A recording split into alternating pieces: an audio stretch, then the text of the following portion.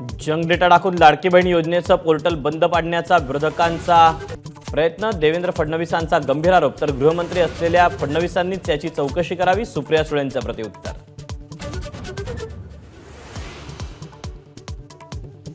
लाडकी बहीण योजनेचे पैसे परत घेणार नाही, रवी राणा महेश शिंदेंना अजित पवारांनी मंचावरून सुनावलं, महायुतीला पुन्हा निवडून देण्याचंही आवाहन.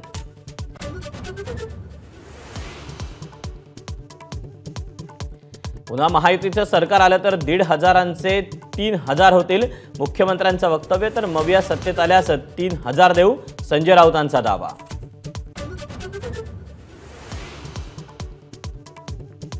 हिम्मत असेल तर मुख्यमंत्री पदाचा चेहरा जाहीर करा, संजय राऊतांचं मवियातल्या घटक पक्षांना आवाहन वजा आव्हान, तर बैठकीनंतर मुख्यमंत्री पदाच्या चेहऱ्याचा बघू, जयंत पाटलांची सावध प्रतिक्रिया.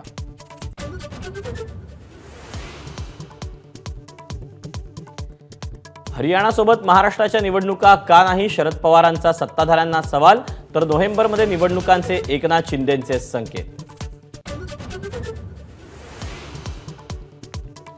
मराठीला अभिजात भाषेचा दर्जा मिळवण्यासाठी प्रयत्न सुरू, पंतप्रधान मोदींसमोरही विषय मांडल्याची मुख्यमंत्र्यांची माहिती.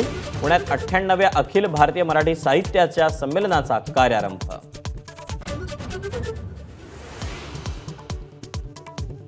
अजित पवारांच्या गुलाबी यात्रेसाठी पैसे कुठून आले, अंजली दमानी यांचा सवाल, स्वतःच्या संपत्तीचे पुरावे दाखवत सुरत चव्हाणांवर निशाणा.